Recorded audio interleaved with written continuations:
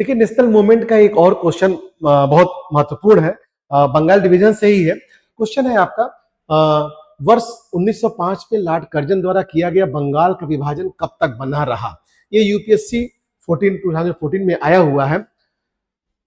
बंगाल का विभाजन 1905 की एक महत्वपूर्ण घटना कर्जन द्वारा, जैसा कि आप जानते हैं, और इस विभाजन के विरोध में एक सशक्त आंदोलन चला था जिसका नाम बंग विरोधी आंदोलन, स्वदेशी और बहिष्कार आंदोलन। बंगाल विभाजन ने भारत के राष्ट्रीय आंदोलन को एक नई ऊर्जा, एक नई दिशा प्रदान की, कांग्रेस को एक बड़े मंच पर खड़ा कर दिया। लेकिन 1911 में इस बंगाल विभाजन को रद्द कर दिया गया।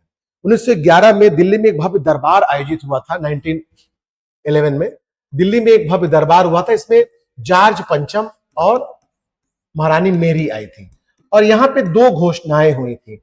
पहली घोषणा यही थी कि बंगाल विभाजन जो था वो रद्द कर दिया गया, और दूसरी घोषणा ये थी कि जो आपका कलकत्ता राजधानी है उसको कलकत्ता से दिल्ली शिफ्ट करने की बात कही गई।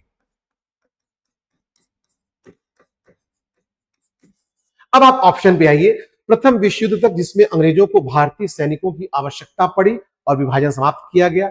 सम्राट जॉर्ज पंचम द्वारा दिल्ली में 1911 के शाही दरबार में कर्जन के अधिनियम को निराकृत किए जाने तक, महात्मा गांधी द्वारा अपना सविनय अवज्ञा आंदोलन प्रारंभ करने तक, भारत के स्पष्ट आपके सामने ही है, इसका आंसर बी हो जाएगा।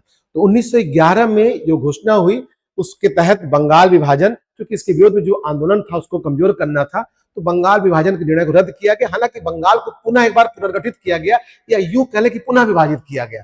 और कुछ ऐसे ही क्वेश्चंस आपके दो चार और आए भी हैं, उनको भी देख लिया जाए। तो आप नेक्स्ट क्वेश्चन देखिए यहाँ पे कि बंगाल वर्ष 1905 में विभाजित हुआ, जिसके विरोध के फलस्वरूप यह दोबारा विभाजित हुआ, जो हमने अभी रखी बात आपके सामने, फिर वो आपको वही हो जाएगा 1911।